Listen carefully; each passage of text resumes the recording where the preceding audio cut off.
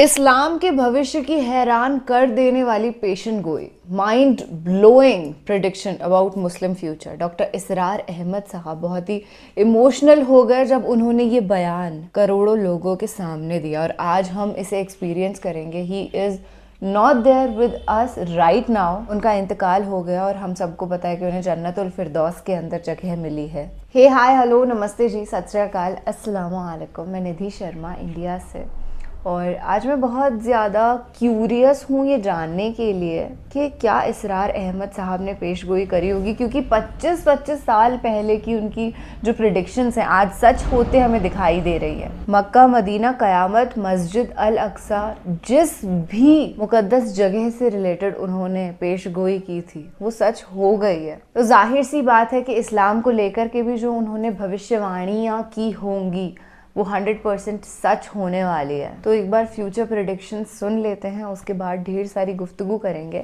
And I جینیوئنلی hope کہ ہم لوگ ایموشنل نہ ہو جائیں یہ ویڈیو دیکھ کر کے.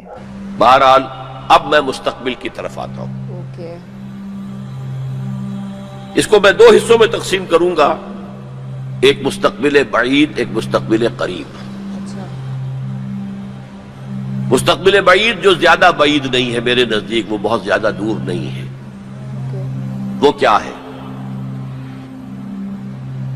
قرآن مجید کے صغرا کبرا سے بھی ثابت ہوتا ہے.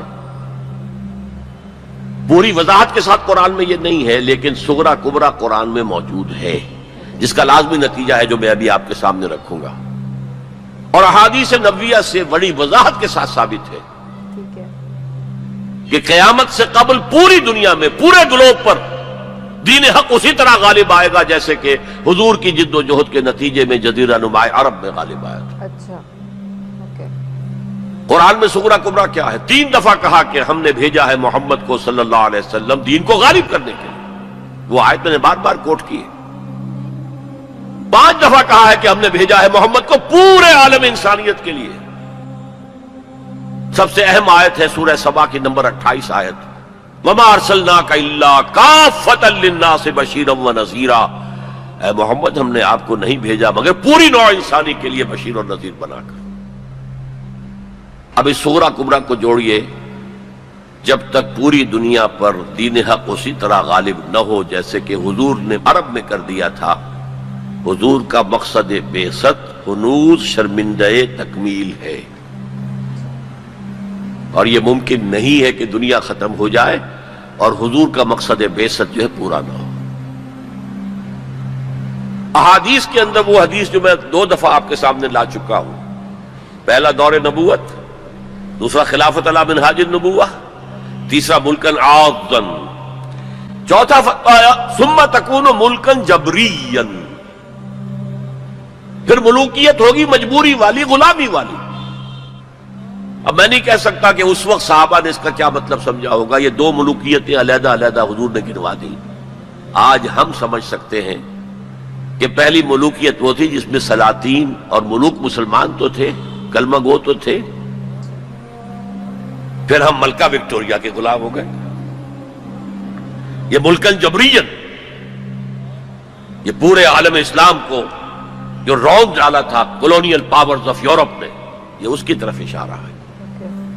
یہ فرمایا یہ دور بھی رہے گا جب تک اللہ چاہے گا، پھر اللہ اسے بھی اٹھا لے گا. And the good news is ثم تکون خلافت علی منہاج النبوہ. پھر دوبارہ دنیا میں خلافت علی منہاج النبوہ کا نظام قائم ہوگا. یہ ہے وہ دور جو آنے والا ہے، مستقبل میں آئے گا، لازماً آئے گا. 2 پتنگیں ہیں اڑ رہی ہیں، ان کا پیچ پڑنے والا ہے بہت زبردست. ایک ہے نیو ورلڈ آرڈر جو حقیقت میں جیو ورلڈ آرڈر ہے، ایک ہے جسٹ ورلڈ آرڈر آف اسلام. مقابلہ انہی میں ہونا ہے، اور نتیجے میں بالآخر اسلامی خلافت گلوبل کی طرف تو دنیا جا ہی رہی ہے. گلوبلائزیشن یہ ملکوں کے درمیان لکیریں تو تقریباً بے ایمانی ہو جائیں گی، ملٹی نیشنلز کی حکومت ہوگی اصل میں، تو باقی حکومتیں جو ہے تو انتظامی قسم کے وہ ایک ریجنز ہوں گے. جیسے کہ پہلی جنگ عظیم سے پہلے پوری امت مسلمہ ایک وحدت تھی. ہاں حکومت یہاں مغلوں کی ہے، وہاں صفویوں کی ہے، لیکن کہیں کسی پاسپورٹ کی ضرورت نہیں، کہیں کسی ویزا کی ضرورت نہیں. کوئی مغرب سے چل کر آتا ہے ابن بطوطہ اور پہنچ جاتا ہے ہندوستان تک اور یہاں آ کر وزیر بن جاتا ہے. وہ is not the son of the soil. امت کی وحدت برقرار تھی. یہ امت کی وحدت ختم ہوئی ہے فرسٹ ورلڈ وار کے بعد. المصر للمصریین، الشام للشامیین، العراق للعراقیین، یہ نعرے لگے ہیں امت کی وحدت کو پارا پارا کرنے کے لیے مغرب کے زیر اثر. یہ سب سے بڑی سازش تھی امت کی وحدت کو ختم کرنے کے لیے. بہرحال ایک تو یہ جس کی کے بارے میں حضور نے خبر دی کہ دوبارہ آئے گا خلافت علی منہاج النبوہ کا نظام، اور دو حدیثیں آپ کو سنا دینا چاہتا ہوں جس میں حضور نے خبر دی ہے کہ اب جب یہ آئے گا تو گلوبل ہو. ایک حدیث ہے حضور صلی اللہ علیہ وسلم کے ایک غلام جنہیں آپ نے آزاد کر دیا تھا، حضرت ثوبان رضی اللہ تعالیٰ، ان کی روایت ہے.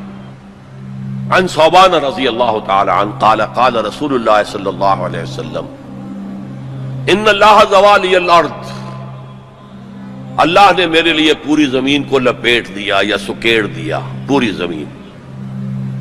فرائے تو مشارقہا و مغاربہا، میں نے سارے مشرق دیکھ لیے، سارے مغرب دیکھ لیے. وَإِنَّ أُمَّتِي سَيَبْلُغُ مُلْكُهَا مَا زُوِّيَ لِي مِنْهَا، اور میری امت کی حکومت ان تمام علاقوں پر قائم ہو کر رہے گی جو مجھے زمین کو سکیڑ کر یا لپیٹ کر دکھا دیے گئے. اور یہ روایت کسی دوسرے تیسرے درجے کی حدیث کے ذخیروں میں سے نہیں ہے، مسلم شریف کی روایت ہے،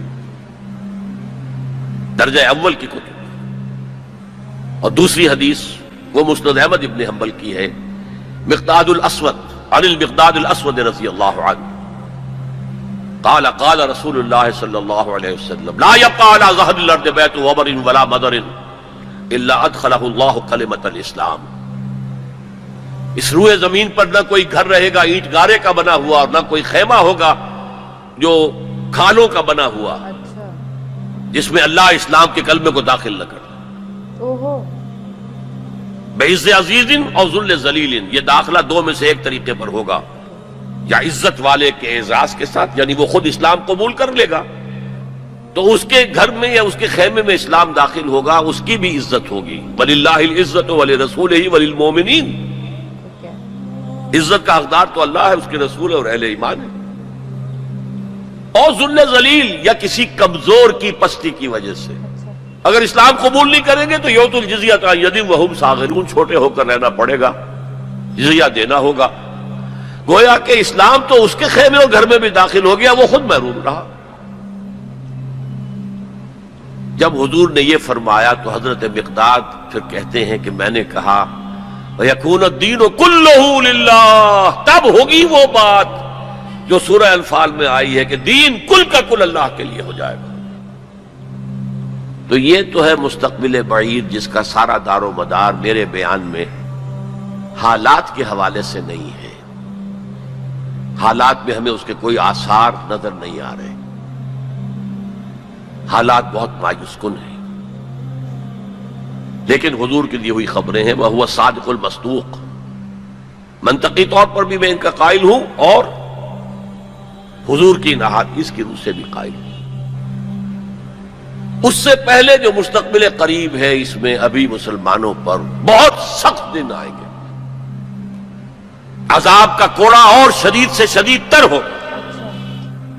اس کو یوں سمجھیے کہ وہ جو حدیث جس سے میں نے بات شروع کی تھی حزب النعل بالنعل، تو باقی سارے عذاب تو کاربن کاپی ثابت ہو گئے.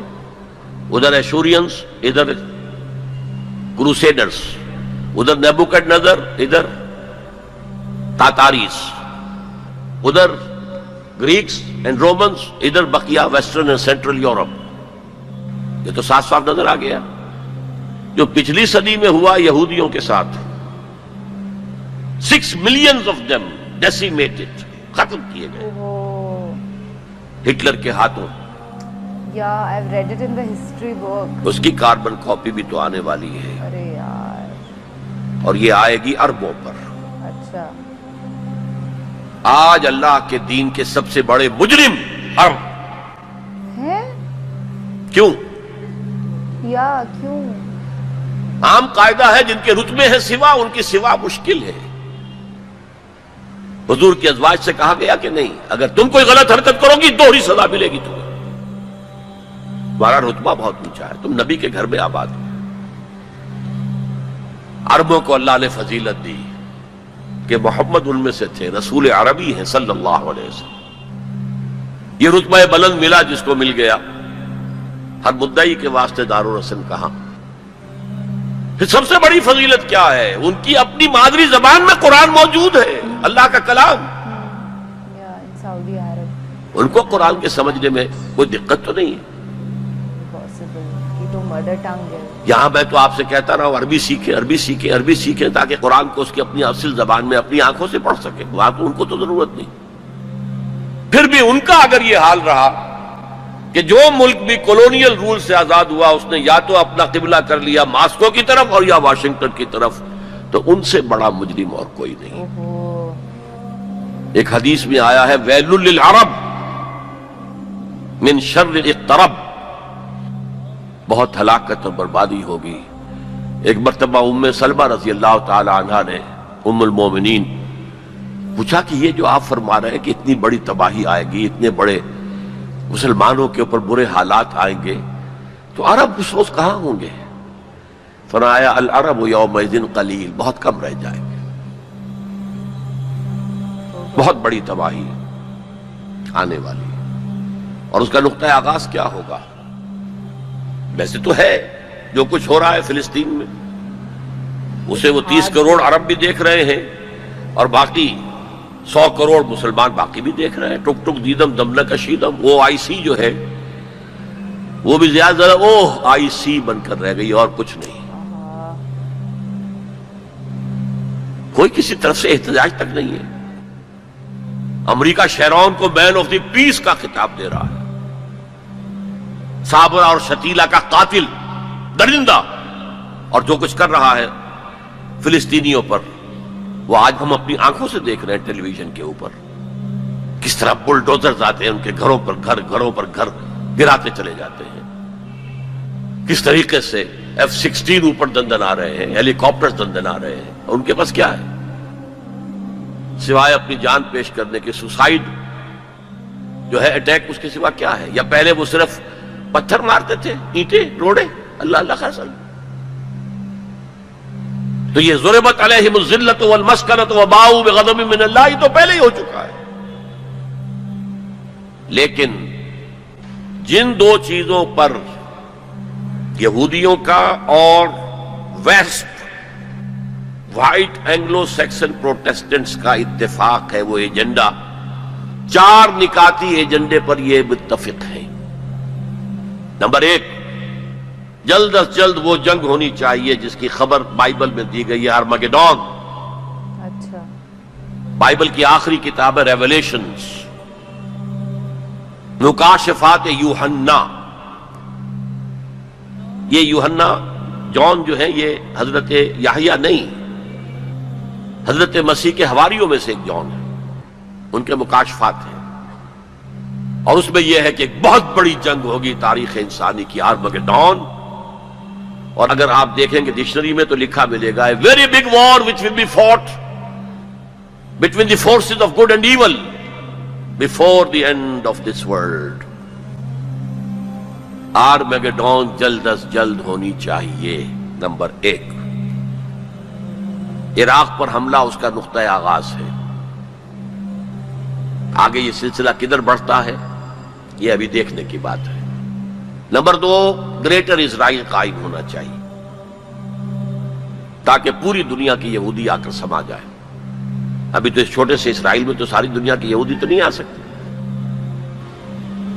اور یہ کہ فلسطینیوں سے اس ارض فلسطین کو پاک کیا جائے تاکہ نہ رہے بانس نہ بجے بانسری، یہ خودکش حملے بھی ختم ہو جائیں۔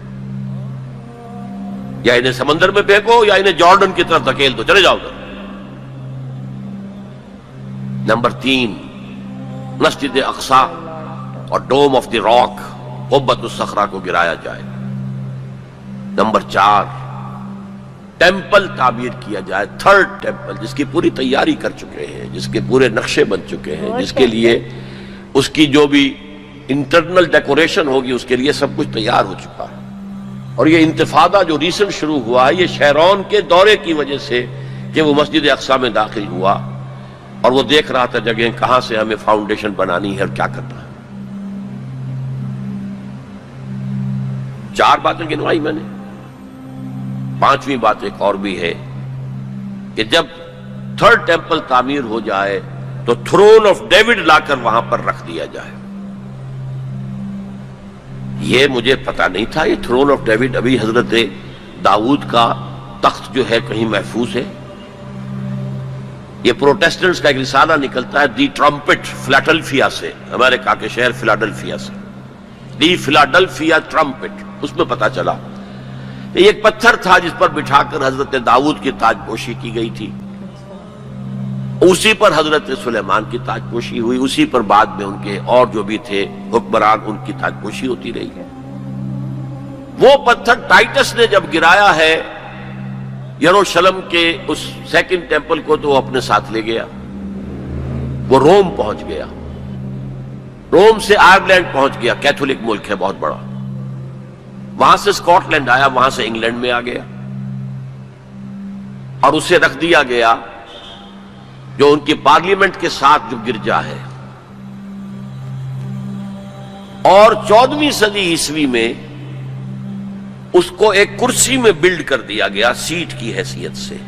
اب وہ تھرون ہے, اسی کرسی پر بٹھا کر انگریز جو بھی بادشاہ ہوئے اور جو ملکائیں ہوئی ان کی کورونیشن ہوئی ہے, وہ وہاں سے لا کر اب یہاں رکھا جائے گا.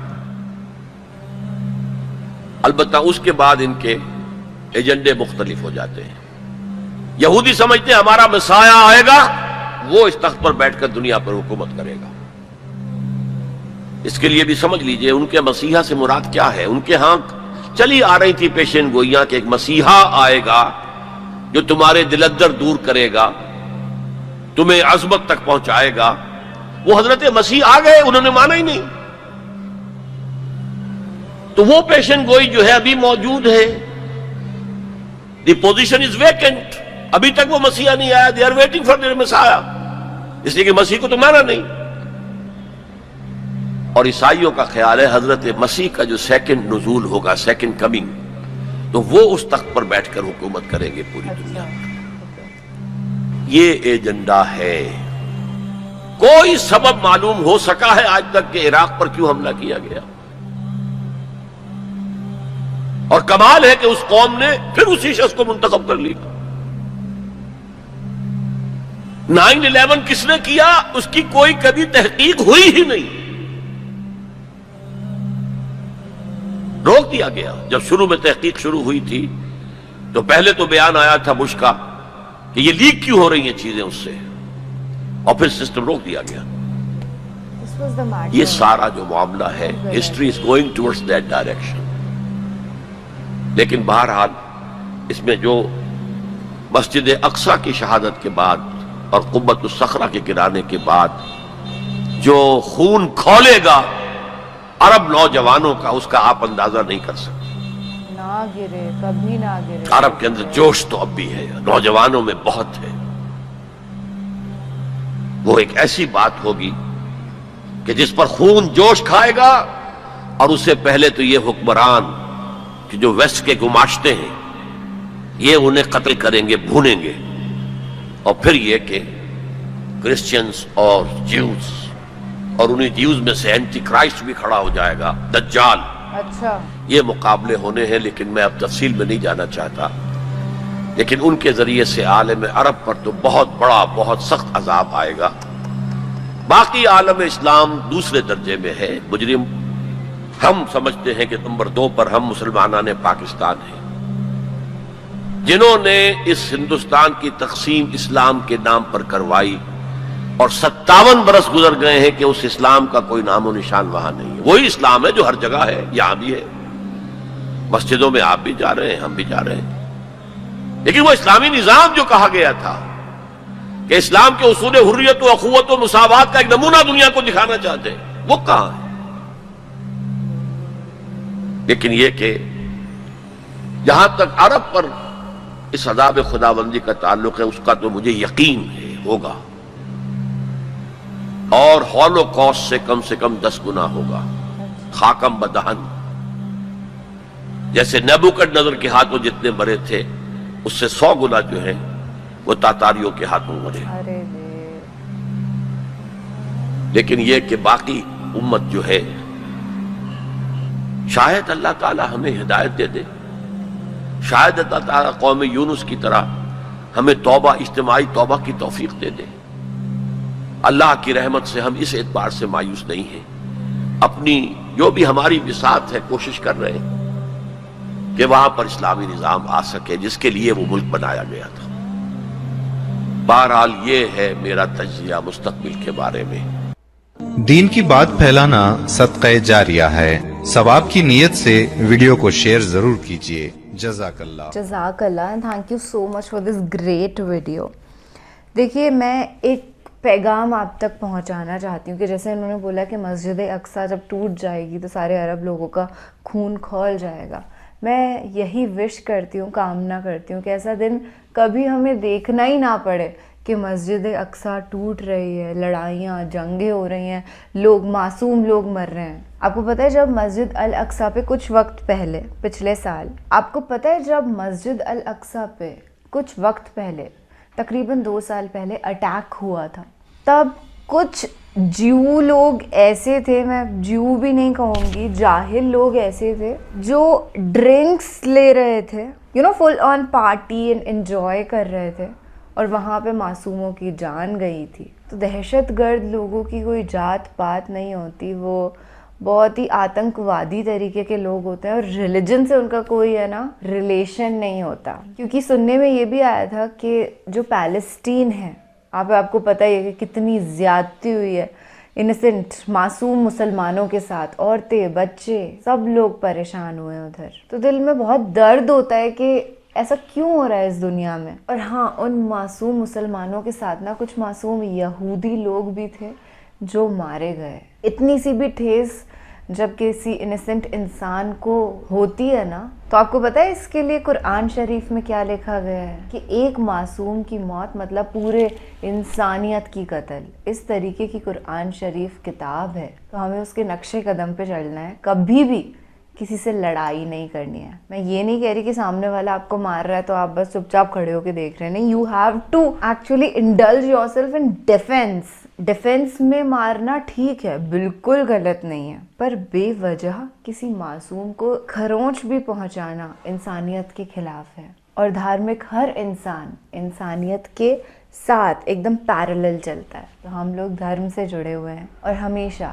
جنگ سے بچنے کی کوشش کرتے ہوئے اہنسا کے مارگ پر چلیں گے۔ آپ اپنا اور اپنے پورے پریوار کا خیال رکھیے گا، کیونکہ آپ میرے دوست انمول ہیں، پیار کی باتیں سننا اور کرنا جانتے ہیں۔ تو kindly please take care of yourself and your family. اللہ حافظ۔